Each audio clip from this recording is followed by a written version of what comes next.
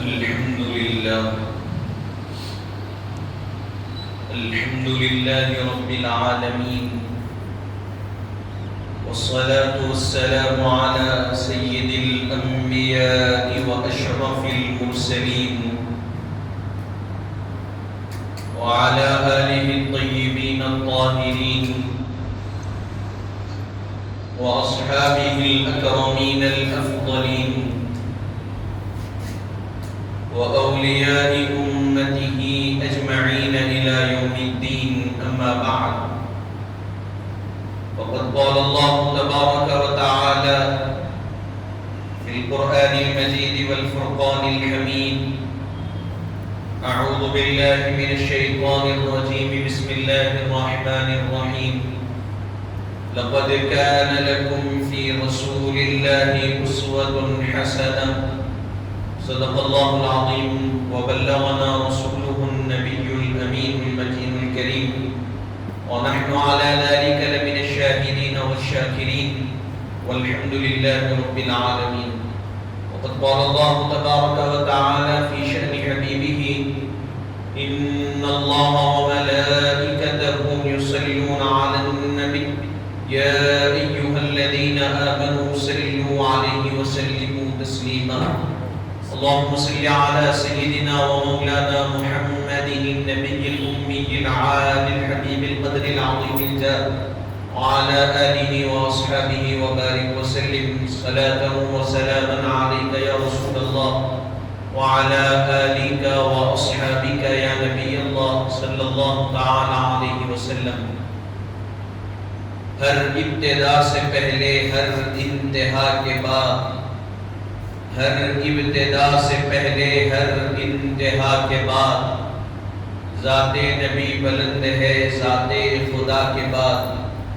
اور دنیا میں ہی جتنے لوگ احترام کے قابل سب کو مانتے ہیں، لیکن محمد مصطفیٰ کے بعد کی محمد سے وفا تو نے تو ہم تیرے ہیں، کی محمد سے وفا تو نے تو ہم تیرے ہیں.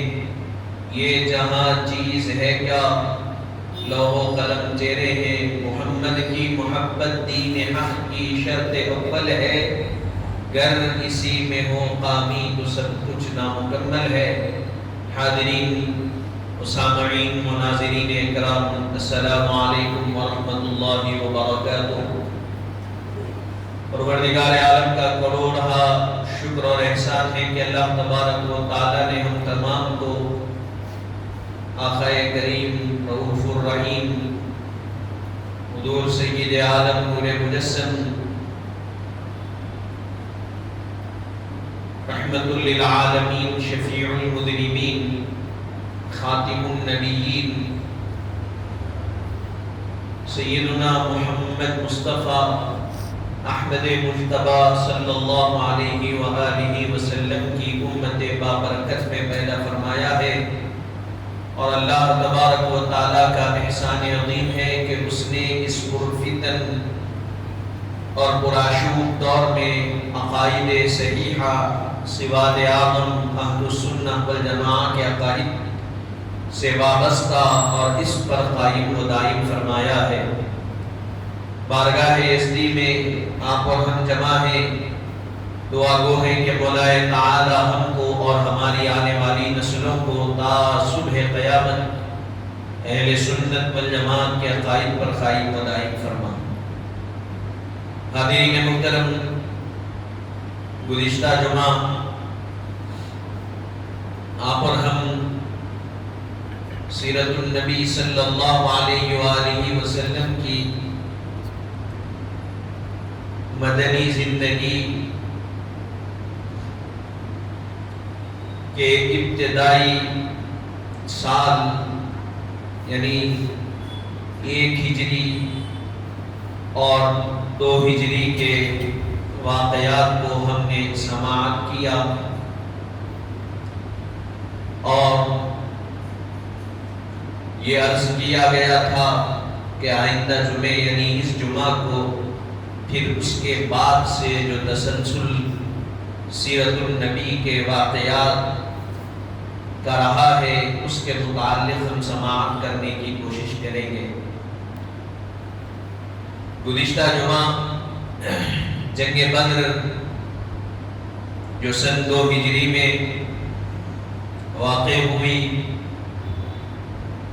اس کے درمیان جو واقعات رونما ہوئے، ہم نے کوشش کی تھی کہ ان واقعات کو سماعت کریں، اور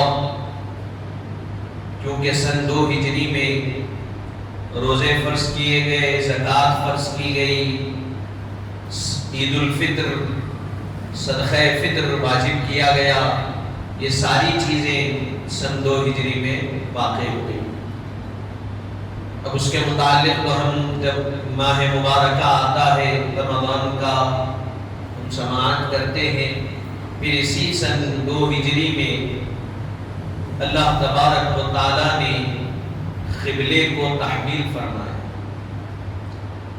حضور کریم صلی اللہ علیہ وآلہ وسلم کی ولادت مکہ مکرمہ میں ہوئی، اور ابتدائی زندگی کے بلکہ زندگی کا ایک طویل حصہ 53 سال کی عمر مبارکہ تک حضور کریم صلی اللہ علیہ وآلہ وسلم کہاں پر رہے؟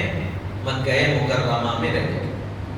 53 سال کی عمر مبارکہ میں ہجرت کیے، اور 53 سال سے 63 سال، 53 سمجھنے کے لیے عرض کر رہا ہوں، 53 ایئرز حضور مکے میں رہے، اور 53 ایئرز کے جب آپ ہوئے، آپ کی عمر مبارکہ ہوئی، اللہ تعالیٰ کے حکم سے آپ مکے سے مدینے کی طرف ہجرت کیے۔ آپ کے اور ہمارے نبی کی مکمل جو عمر مبارکہ اس حیات فانی میں رہی وہ 63 ایئرز 63 سال کی رہی۔ آپ کا وصال ہوا، آپ اس دنیا سے پردہ فرمائے، اس دنیا سے تشریف لے گئے، اس وقت آپ کی عمر مبارکہ 63 برس کی تھی، 63 ایئرز۔ تو 53 ایئرز آپ کی زندگی کے کہاں پر گزرے؟ مکہ مکرمہ میں گزرے، اور 10 سال مدینہ طیبہ میں گزرے ظاہری طور پر۔ اب اس کے بعد آپ کا مزار مبارکہ مدینے میں ہے، اور صبح قیامت تک رہے گا۔ وہ مقام، وہ جگہ جہاں آپ کا روضہ مطہرہ ہے، جس کو گنبد خضرا کہا جاتا ہے، وہ 1000 خانے کعبہ سے افضل ہے، عرش معلیٰ سے افضل ہے۔ کائنات کی، زمین کی، آسمان میں جتنی چیزیں ہیں ان تمام میں سب سے افضل وہی زمین ہے جہاں آپ کے اور ہمارے نبی آرام فرما رہے ہیں صلی اللہ علیہ وسلم۔ تو سن 2 ہجری میں ماہ رجب المرجب کے مہینے میں، رجب کی 15 تاریخ سن 2 ہجری پیر کے دن، رجب کی 15 تاریخ سن 2 ہجری پیر کے دن، اللہ تبارک و تعالیٰ کے حبیب آپ کے اور ہمارے آقا سید عالم صلی اللہ علیہ وآلہ وسلم ظہر کی نماز کی امامت فرما رہے ہیں مسجد بنی سلمہ۔ ظہر کی نماز کی آپ امامت فرما رہے ہیں، اور حالت نماز میں آپ اپنے چہرے کو اٹھا کر آسمان کی طرف دیکھ رہے ہیں، پھر نیچے کر رہے ہیں، دیکھ رہے ہیں، نیچے کر رہے ہیں۔ یہ تسلسل حالت نماز میں چلتا رہا، دیکھے نیچے کرے، دیکھے نیچے کرے، آسمان کی طرف نگاہیں اٹھ رہی ہے، نیچے نگاہیں نیچے آ رہی ہیں۔ جب یہ تسلسل چلتا رہا، ایک رکعت ہوئی، دوسری رکعت ہوئی، جب دوسری رکعت میں یہ تسلسل رہا، اللہ تبارک و تعالیٰ نے آیت نازل فرمائی، قد نرى تقلب وجهك في السماء فلنولينك قبلة ترضاها۔ اے حبیب صلی اللہ علیہ وسلم، آپ کے چہرے مبارکہ کا بار بار آسمان کی طرف اٹھنا ہم دیکھ رہے ہیں، اور آپ چاہتے ہیں کہ مسجد حرام کو قبلہ بنا دیا جائے، تو حبیب آپ جو چاہتے ہیں، جیسا چاہتے ہیں، ہم ویسا کر رہے ہیں۔ حاضرین محترم، یہ بات ذہن میں رکھیے کہ جب مدینے کو آئے، مدینے کو ہجرت کرنے سے پہلے تک اعلان نبوت 40 سال کی عمر میں ہوا، معراج میں نماز فرض ہوئی، نماز فرض ہونے سے ہجرت کرنے تک جتنی نمازیں پڑھی گئی وہ ساری کی ساری نمازیں قبلہ خانہ کعبہ کی طرف چہرہ کر کے نمازیں پڑھی گئی. کہاں پر؟ خانہ کعبہ کی سمت اور اس کی جانب چہرہ کر کے نماز پڑھی گئی. لیکن جب ہجرت کر کے مدینہ آئے تو مدینہ منورہ آنے کے بعد مسجد حرام یعنی خانہ کعبہ کی طرف سمت کر کے نماز نہیں پڑھے بلکہ بیت المقدس مسجد اقصی قبلہ اول کی طرف چہرہ کر کے نماز پڑھی ہوئی. کہاں پر بولیے؟ مدینہ آنے کے بعد. خانہ کعبہ پہلے سے قبلہ تھا حضور کا اور مدینہ آنے کے بعد بیت المقدس قبلہ بنا. ٹھیک ہے. حضور صلی اللہ علیہ وآلہ وسلم حالت نماز میں بار بار آسمان کی طرف دیکھ رہے ہیں اور اللہ تعالیٰ یہ آیت نازل فرمایا اور یہ سن 2 ہجری کا واقعہ ہے. اس واقعے کے وقت 16 یا 17 مہینے آپ کے اور ہمارے نبی مدینے میں آ کر ہو چکے. 16 مہینے یا 17 مہینے. تو 16 یا 17 مہینے تک قبلہ کس طرف رہا؟ مسجد اقصی بیت المقدس کی طرف رہا. اس سے پہلے قبلہ مسجد حرام یعنی خانہ کعبہ کی طرف تھا. اب یہ تبدیل کیوں ہوا؟ جب خانہ کعبہ سے ہجرت کی مدینے کی طرف تو خانہ کعبہ میں جو مشرکین تھے، کفار تھے، انہوں نے کہا کہ حبیب صلی اللہ علیہ وسلم آپ تو خانہ کعبہ سے جا رہے ہیں، اس جگہ کو چھوڑ کر.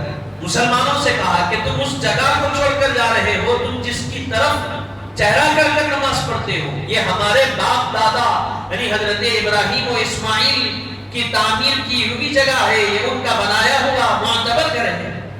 جب یہ کہا کہ تم مدینہ جاؤ گے تو کس سمت نماز چہرہ کر کر تم اپنی عبادت کرو گے؟ تو اللہ تبارک و تعالیٰ نے کہا کہ تم یہ سمجھتے ہو کہ مسلمان صرف اسی سمت کی طرف چہرہ کر کر نماز پڑھنے کے لیے محتاج ہے. کہا مسلمان خانہ کعبہ میں جب تک تھے خانہ کعبہ کی سمت چہرہ کر کر نماز پڑھتے تھے.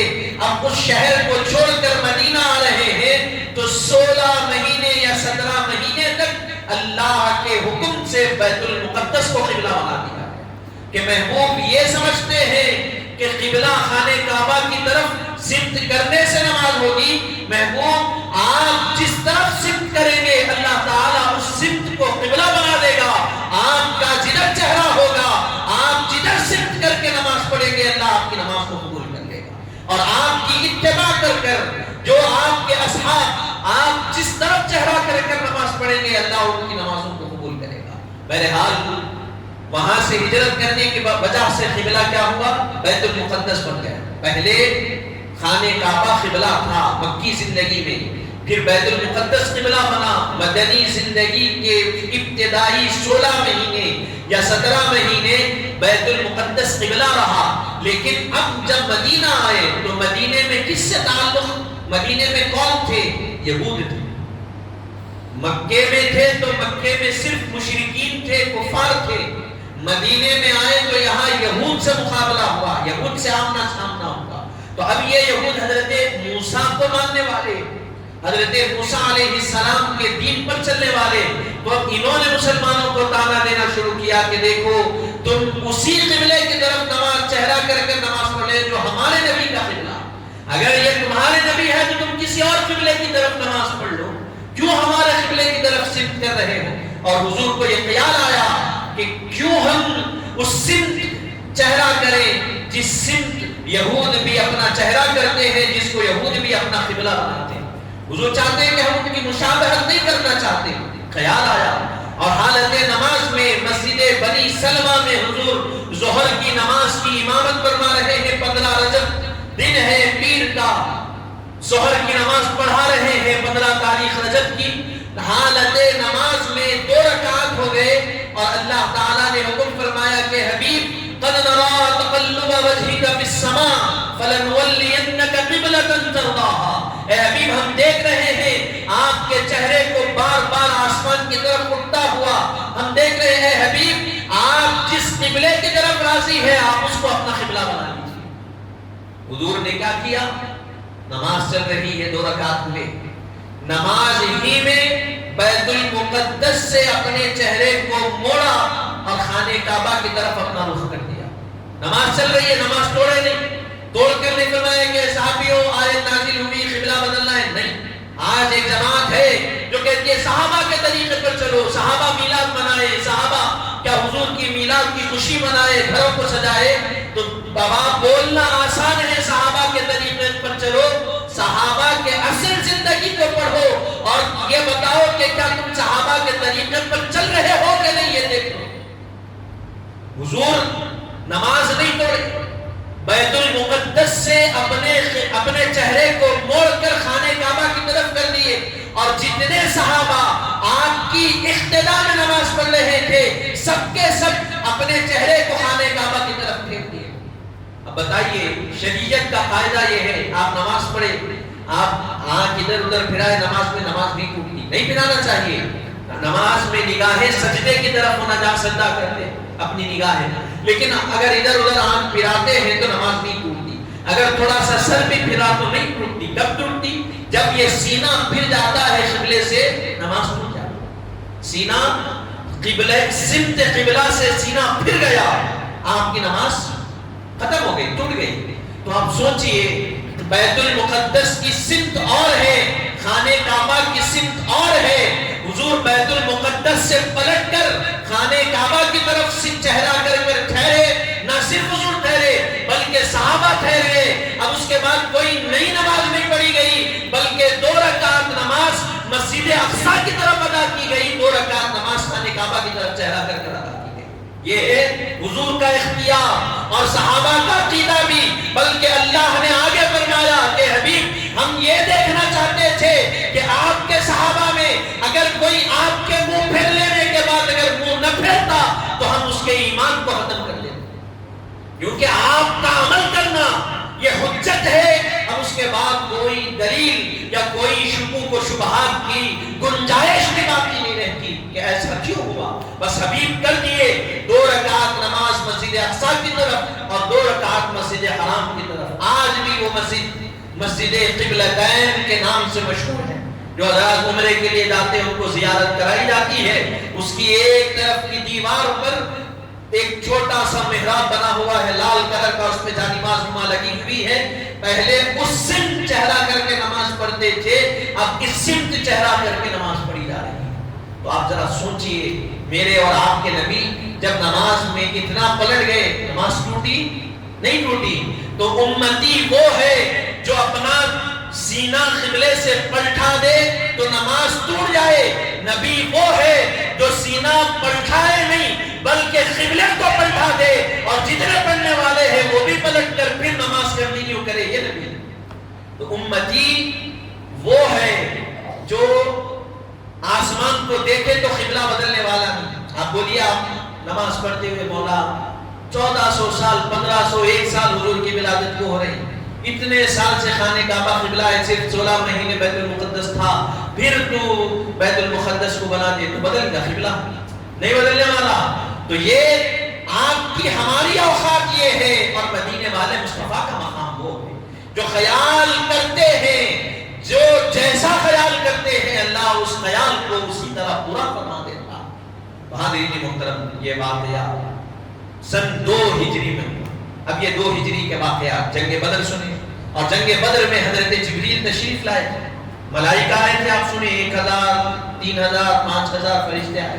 حضرت جبریل علیہ السلام کے بارے میں فرمایا گیا کہ وہ جب جنگ بدر کے میدان میں آئے تو کتنی دیر رہے، جنگ ہو گئی چلے جانا کام ہے، لیکن حضرت جبریل جنگ ہونے کے بعد واپس نہیں گئے بلکہ وہی رہے حضور کے ساتھ. کافی وقت گزارنے کے بعد جب حضور نے حکم فرمایا تو تب گئے.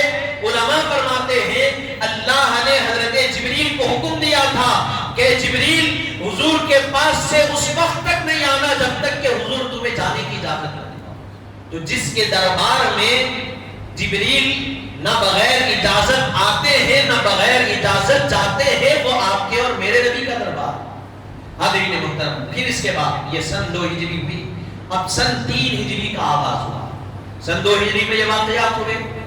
سن 3 ہجری کا جب آغاز ہوا، یعنی ہجرت کرنے کے بعد تیسرے سال کا جب آغاز ہوا تو اس آغاز میں پھر مسلمانوں کی ایک جنگ ہوئی جس کو جنگ احد کہا جاتا ہے۔ جنگ سن 2 ہجری میں ہوئی جنگ بدر، پھر اس کے ایک سال بعد سن 3 ہجری میں کون سی جنگ ہوئی؟ جنگ احد ہوئی۔ اور یہ جو جنگ ہوئی احد کے میدان، احد پہاڑ جہاں ہے اس کے دامن میں ایک میدان ہے، وہاں پر یہ جنگ ہوئی، اسی لیے اس کو جنگ احد کہا جاتا ہے۔ اور یہ جو پہاڑ ہے احد پہاڑ، اس کے بارے میں بخاری شریف کی حدیث مبارکہ ہے، آقا کریم صلی اللہ علیہ وآلہ وسلم ارشاد فرماتے ہیں احد جبل یحبنا ونحبه، احد وہ پہاڑ ہے جو مجھ سے محبت کرتا ہے اور میں اس سے محبت کرتا ہوں۔ کیا فرمائے کہ احد وہ پہاڑ ہے جو مجھ سے محبت کرتا ہے اور میں اس سے محبت کرتا ہوں۔ آپ سوچئے کیا قسمت ہے یہ پہاڑ کی، کوئی جان رکھنے والی چیز نہیں، انسان نہیں ہے، کوئی جمادات نہیں ہے، ایک پہاڑ ہے۔ اور ایسے کئی سینکڑوں پہاڑ ہے اللہ نے رکھے زمین پر، زمین کو یہ سنبھالے رکھتے ہیں۔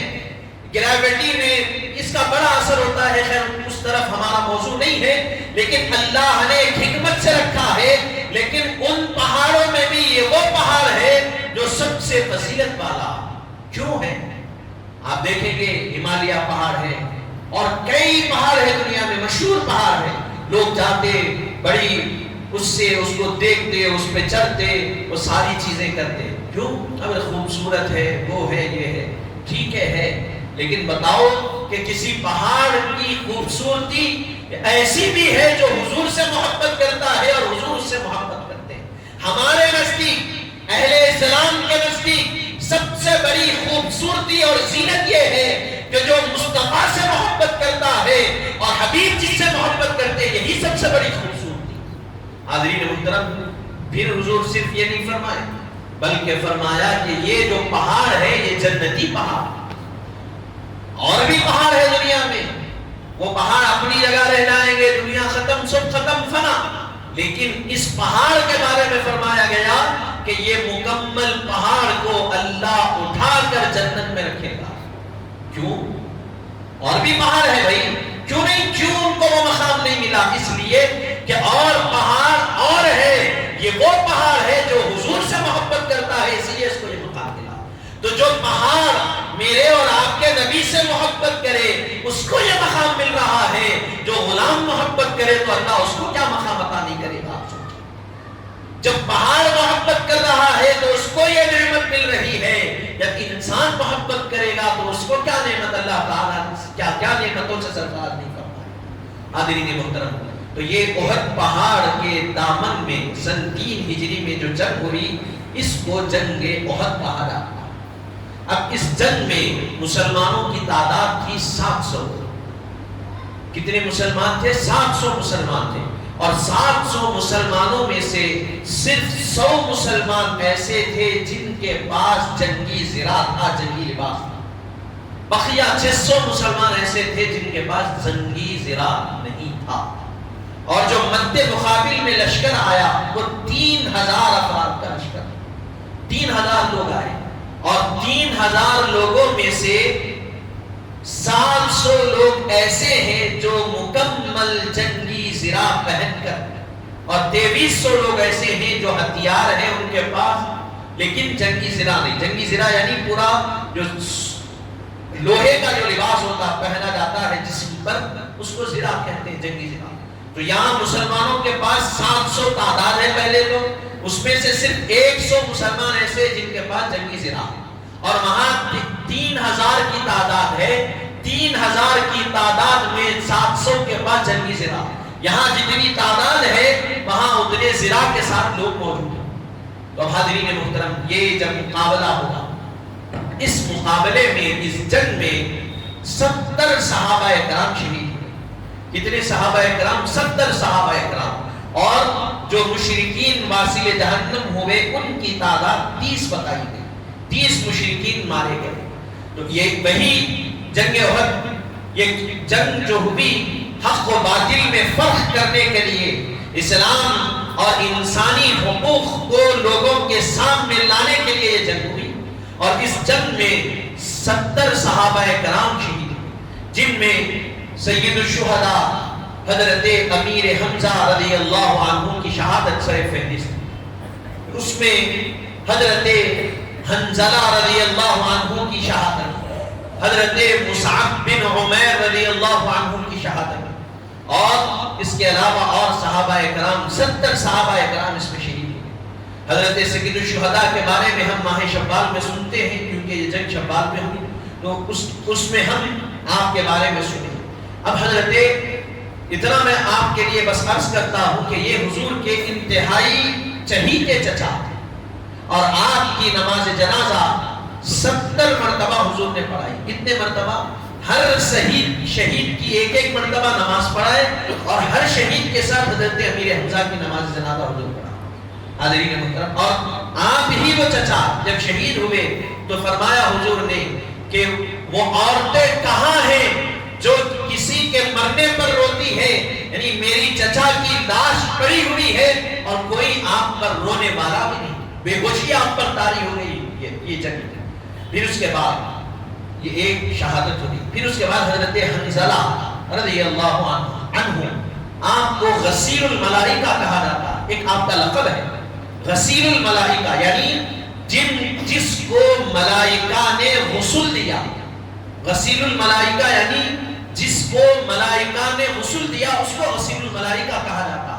تو یہ حضرت حنظلہ رضی اللہ عنہ کی سیرت میں لکھا گیا کہ آپ جو جنگ احد میں شہید ہوئے، آپ جنگ احد مثال کے طور پر اگر آج ہوئی تو آج سے ایک رات پہلے کل کے دن آپ کا نکاح ہوا، آپ کی شادی ہوئی، رات آپ اپنی اہلیہ کے ساتھ گزارے، جیسے ہی جنگ کا اعلان ہوا گھر سے نکلے میدان میں، گھر سے نکلے میدان میں شریک ہو گئے۔ آپ غسل تک نہیں کیے، اتنا تک وقت تاخیر کرنا پسند نہیں کیے، فوراً میدان میں آئے، مقابلہ کیے اور شہید ہو گئے۔ جب شہید ہوئے تو حضور فرمانے لگے کہ صحابہ حنظلہ کی لاش کو لاؤ، حنظلہ کو لاؤ، اس لیے کہ حنظلہ کو فرشتوں نے غسل دیا ہے، حنظلہ کو لاؤ۔ حنظلہ رضی اللہ عنہ کو لایا گیا اور ان کی نماز جنازہ حضور نے پڑھا۔ آپ ذرا سوچئے، آسان بات ہے کہ ایک رات پہلے نکاح ہوا، ایک رات پہلے شادی ہوئی، ایک رات پہلے، کیا کسی پر کون وہ شخص ہے جو شادی ہو اور دوسرا دن جب سورج نکلے تو جنگ میں آ جائے مقابلہ کرنے کے لیے؟ کون نکلتا؟ آج شادی ہوتی ہے تو 8 دن کمپنی سے چھٹی لے لیتے تاکہ گھر میں وقت گزارے، لیکن صحابہ حضور سے محبت کا ان کا حال یہ تھا کہ نکاح ہوا رات میں، صبح ہوئی اور اعلان ہوا کہ جنگ کے لیے جانا ہے تو گھر سے نکلے، اور اتنی تاخیر بھی پسند نہیں کیے کہ میں غسل کروں، فوراً آئے اور ساتھ شریک ہو گئے۔ حضور میری زندگی آپ پر قربان، اگر میں رہوں تب بھی آپ کے لیے رہوں، میری زندگی رہے آپ کے لیے، میری جان جائے آپ کے لیے چلے جائے، یہ ہمارے لیے سب سے بڑی چیز۔ آپ کا حکم، آپ کے ساتھ آنا، آپ کے نام پر اپنے آپ کو قربان کرنا، آپ کے دین کے لیے اپنی جان کو قربان کر دینا، نہ اس سے بڑھ کر ہمارے لیے ہمارے والدین ہیں، نہ ہماری اولاد ہے، نہ ہماری بیویاں ہیں، نہ ہمارا مال ہے، نہ ہماری جان اس سے بڑھ کر ہے، سب سے بڑھ کر ہم کو آپ ہے اور آپ کا دین ہے۔ آپ نے جام شہادت نوش کر دی۔ حاضرین محترم، ذرا اس سے اندازہ لگائیے کہ صحابہ حضور سے کیسی محبت کرتے۔ صحابہ اکرام یہ نہیں دیکھے کہ ایک رات گزری کہ میں کیا کروں، کیسا کروں، ہاں آپ کا حکم ہے، آپ نے دعوت دی ہے، دعوت آپ نے دی ہے، لبیک کہہ کر ہم اپنی جان کو قربان کرنے کے لیے آپ کے دربار میں حاضر ہیں۔ حاضرین محترم، حضرت مصعب بن عمیر رضی اللہ عنہ بھی اسی جنگ میں شہید ہیں۔ یہ حضرت مصعب بن عمیر رضی اللہ عنہ یہ وہ صحابی ہیں جو جنگ احد کے علم بردار ہیں۔ جنگ احد میں جس کے پاس علم تھا، مسلمانوں کا جھنڈا جس کے ہاتھ میں تھا، وہ حضرت مصعب بن عمیر رضی اللہ عنہ کی ذات مبارک تھا۔ اور ہر جنگ میں یہ لازم و ضروری ہوتا ہے کہ جو دونوں فریق آتے ہیں ان میں سے ایک فرد اپنی طرف کا جھنڈا اٹھایا ہوا ہوتا۔ یہ علامت ہوتی ہے کہ ہم جنگ لڑنے کے لیے آئے ہیں اور ہم سلامت ہیں۔ اب وہ جب جھنڈا گر جاتا ہے تو گویا کہ وہ گروہ ختم ہو گیا، وہ مقابلہ کرنے والا ہے۔ حضرت مصعب بن عمیر رضی اللہ عنہ جب مقابلے کے لیے آگے بڑھے، آپ کے ایک ہاتھ میں جھنڈا ہے، دوسرے ہاتھ سے آپ مقابلہ کر رہے ہیں آگے بڑھتے ہوئے، پیچھے سے ایک کافر آیا اور آپ کے اس ہاتھ پر وار کیا جس ہاتھ میں جھنڈا ہے، اور ایسا وار کیا کہ وہ ہاتھ جسم سے الگ ہو گیا۔ آپ نے کیا کیا؟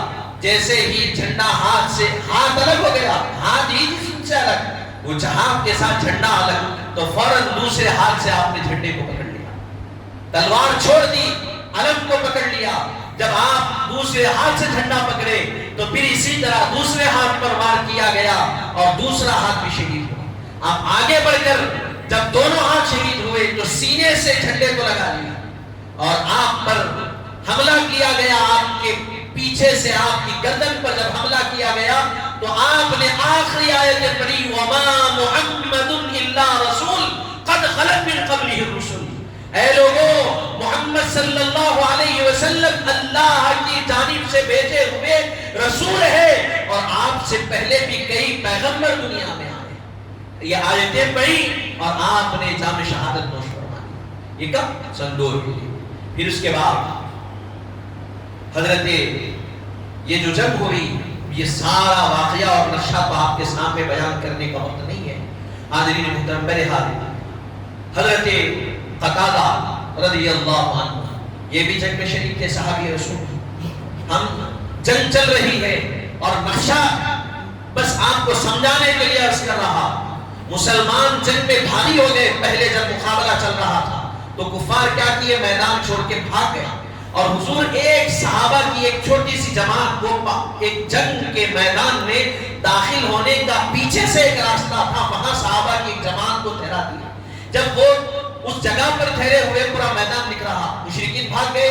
اب جتنے صحابہ میدان میں تھے تو مشرکین جو اپنے ساتھ مال گھوڑے جو کچھ لائے تھے وہ چھوڑ کے بھاگے جان بچا کر، تو وہ جو میدان میں صحابہ تھے وہ مال غنیمت جمع کیے۔ اب یہ جو اوپر صحابہ تھے یہ کیا دیکھے کہ مشرکین بھاگ گئے تو کیا سمجھے؟ ہم کامیاب ہو گئے۔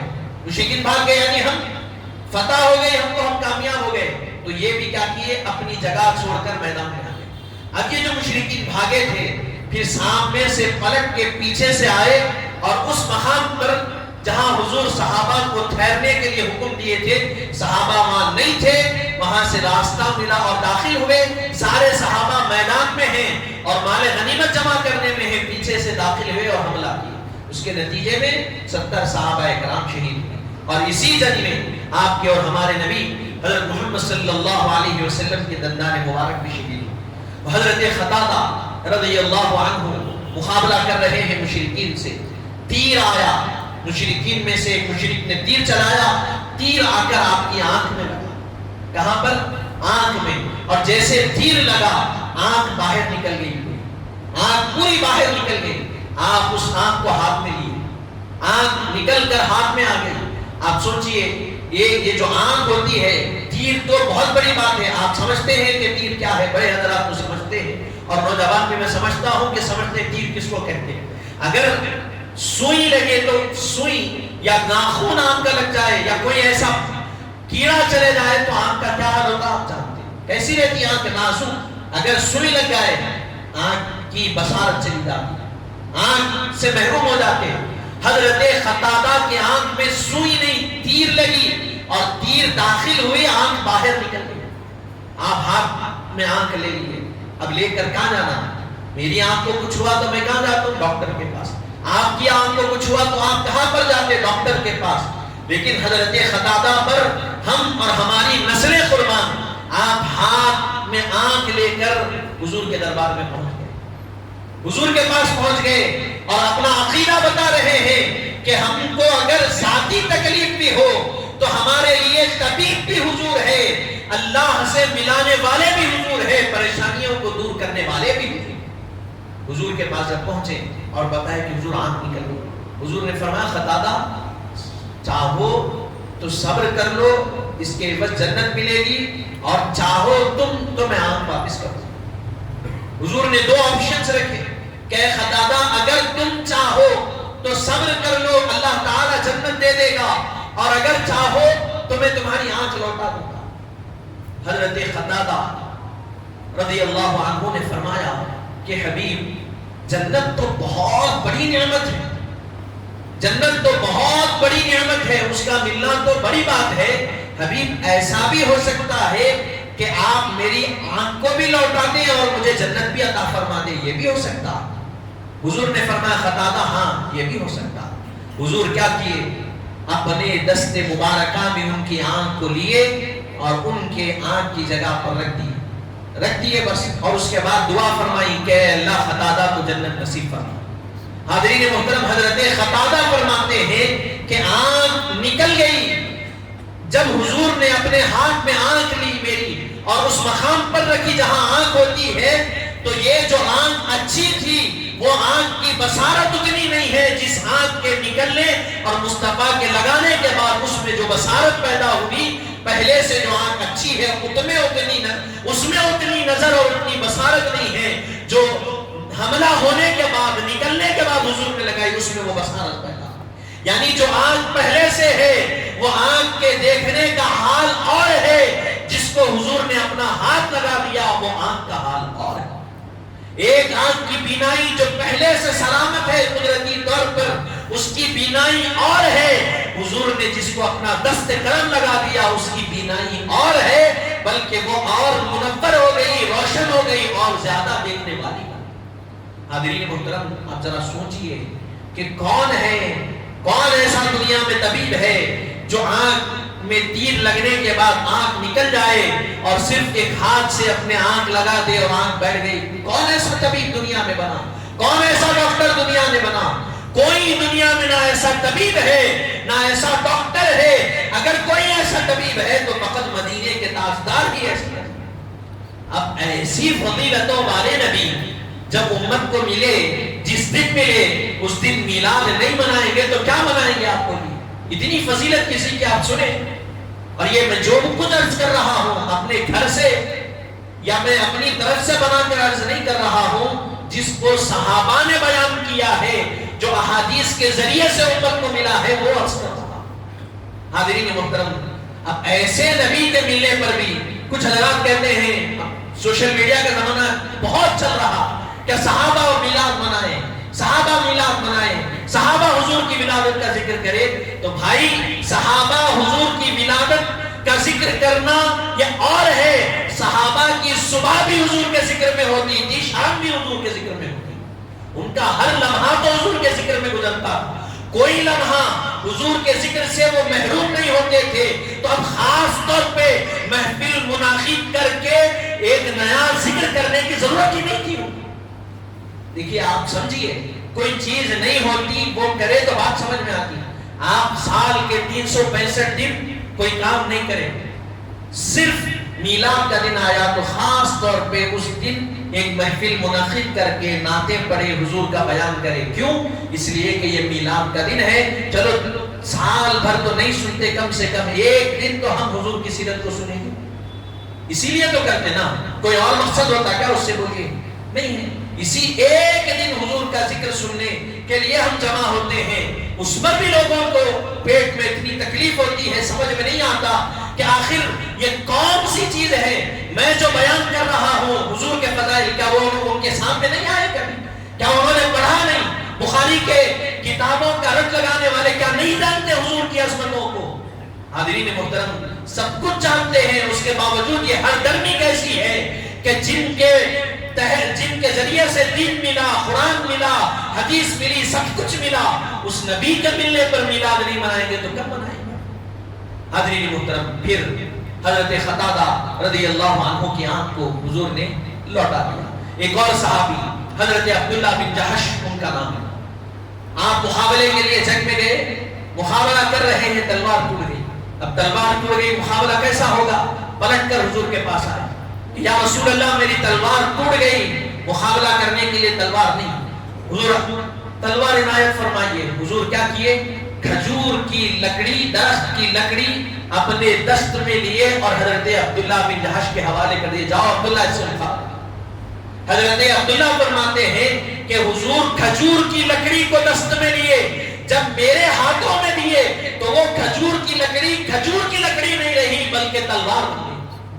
حاضرین محترم بتائیے کہ لکڑی یہ اس کا مادہ الگ، اس کی جنس الگ، لوہا الگ جنس سے، لیکن مصطفیٰ جس ہاتھ سے جس چیز کو، جس ارادے سے جس چیز کو ہاتھ لگاتے ہیں وہ چیز اپنی جنس کو، اپنی نوعیت کو، اپنی حیثیت کو سب کچھ بدل لیتی ہے۔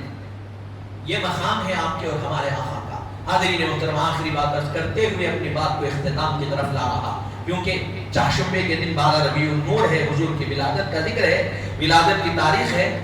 میں ولادت کے واقعات تو عرض نہیں کر رہا ہوں، ہر سال سنتے ہوئے میں کوشش کر رہا ہوں ہجرت کے بعد کی ہم جو زندگی حضور کی ہے ہم اس کو سنیں، ہم سیرت سے واقف ہوں، سیرت کے اہم واقعات سے واقف ہوں۔ یہی جنگ احد جب مسلمانوں اور مشرکین میں مقابلہ ہو رہا، حضور پر جب حملہ کرنے کی کوشش کی گئی، حضور ایک پہاڑ ایک ٹھیلا تھا، اس کے پیچھے حضور وہاں پر حضور اترے اور آپ کے دندان مبارک شہید ہو گئے۔ تو اب یہ منافقین جو مدینے میں تھے انہوں نے پورے مدینے میں افواہ پھیلا دی کہ حضور علیہ باللہ شہید ہو، علیہ باللہ حضور کو شہید کر دیا گیا، آپ کو مشرکین نے جنگ کی حالت میں قتل کر دیا علیہ باللہ۔ یہ اطلاع جب پہنچی تو مدینے میں ایک صحابیہ تھی، ایک خاتون تھی، وہ مدینے سے نکلی دوڑتی ہوئی احد کی طرف جا رہی ہے، راستے میں اس کو اطلاع ملی کہ تمہارے شوہر کو شہید کر دیا گیا۔ کہا کہ ٹھیک ہے مجھے یہ بتاؤ نبی کیسے ہیں؟ پھر تھوڑا آگے بڑی اطلاع ملی کہ تمہارے بھائی شہید ہو گئے۔ کہا ٹھیک ہے مجھے یہ بتاؤ کہ نبی کیسے ہیں؟ پھر تھوڑا آگے بڑے اطلاع ملی کہ وہ خاتون کو اطلاع دی کہ خاتون کہاں جا رہی ہے؟ احد کی طرف۔ کہا کہ تمہارے والد کو جنگ احد میں شہید کر دیا گیا۔ کہا ٹھیک ہے مجھے یہ بتاؤ کہ نبی کیسے ہیں؟ جب احد کے قریب پہنچی تو اطلاع دی گئی کہ نبی خیر و عافیت کے ساتھ ہیں۔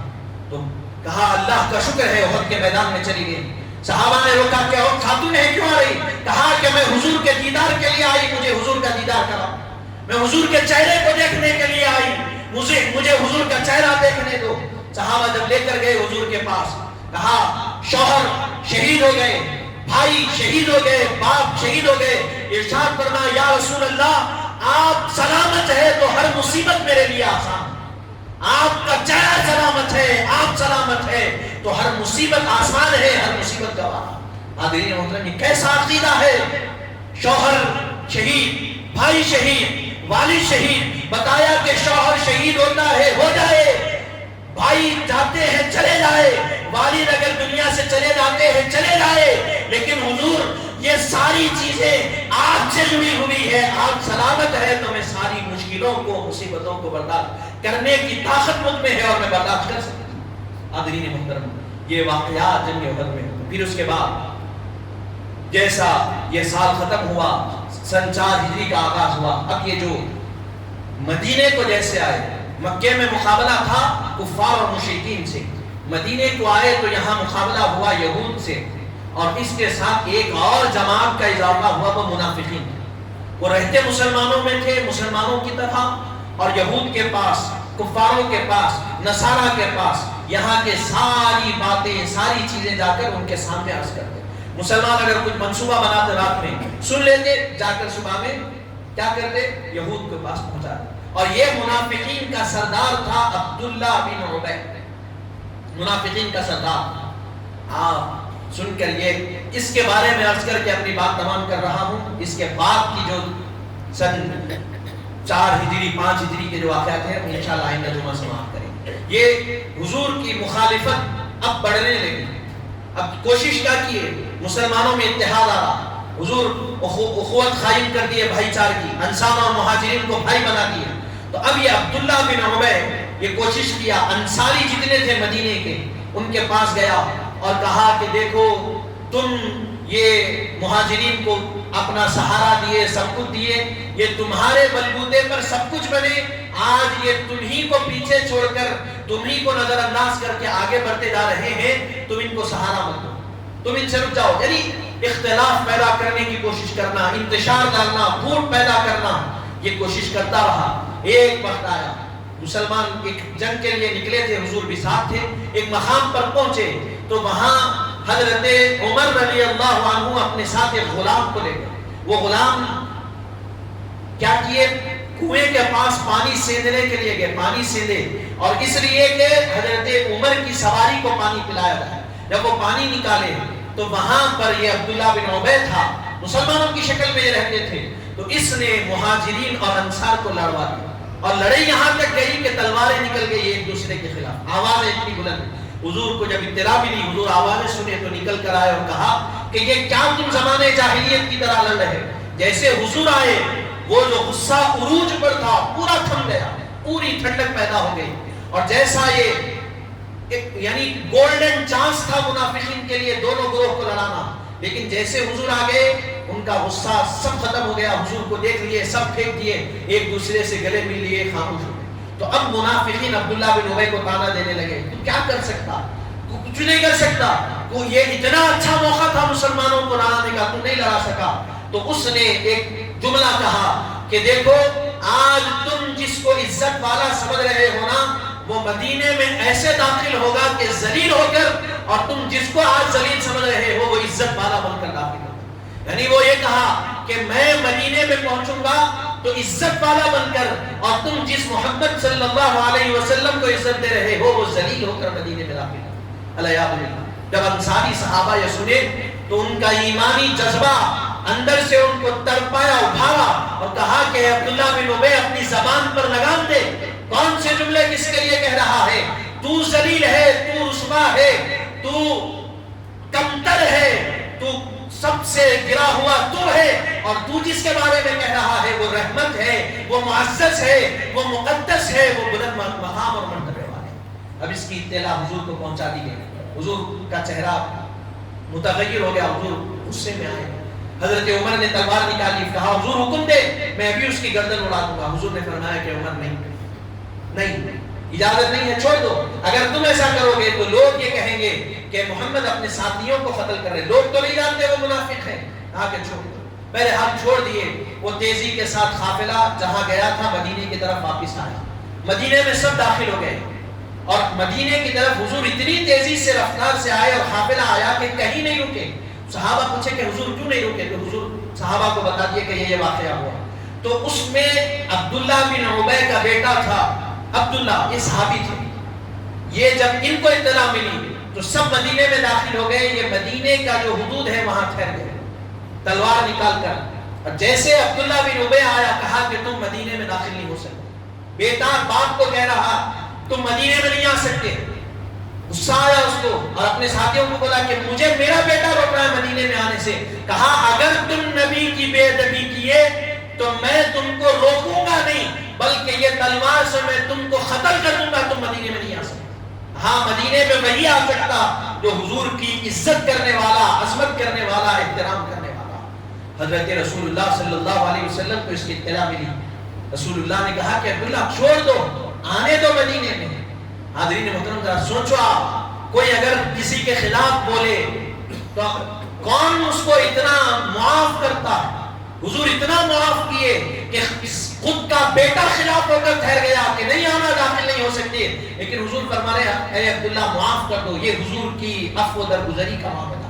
کوئی ذاتی رقیق حملے بھی کرتا تو حضور عفو درگزر کر دیتے. یہی سن 3 ہجری اسی واقعے کا، اسی جنگ کا وقت تھا. حضرت عائشہ پر تہمت لگائی گئی، حضور خاموش. کہا کہ عائشہ رضی اللہ عنہا پر تہمت لگائی گئی، حضور خاموش رہے. اللہ تعالیٰ نے سورہ نور میں 17 آیتیں نازل فرمائی اور حضرت عائشہ کی عفت کو، ان کی عظمت کو بیان کیا اور بتایا کہ حبیب صلی اللہ علیہ وسلم کے گھر والے ہر عیب سے اور تمام قسم کی چیزوں سے اللہ نے ان کو پاک رکھا. حاضرین محترم، بتانے کا مقصد یہ ہے کہ جو حضور سے دشمنی کیا، بغض رکھا اور حضور کی عداوت دل میں پالا، اللہ تعالیٰ اس کو دنیا میں بھی رسوا کیا، آخرت تو اس کے لیے رسوا ہونے کی جگہ ہے، اور آخرت کو حضور کے مقام کو اللہ تعالی حقیقی مقام کو آخرت میں ظاہر فرمائے گا کہ حبیب کا مقام کیا ہے۔ حاضرین محترم، یہی اپنی بات کو تمام کرتے ہوئے دعا کرتا ہوں کہ مولا تعالی جو کچھ کہا گیا سنا گیا، کہنے سننے سے زائد اللہ رب العزت عمل کی توفیق عطا فرمائے، کہنے سننے سمجھنے سمجھانے میں میری غلطی کوتاہی ہو تو اپنے رحم و کرم سے معاف فرما، بحرمت سید الانبیاء والمرسلین والحمد للہ رب العالمین، وما علینا الا البلاغ المبین۔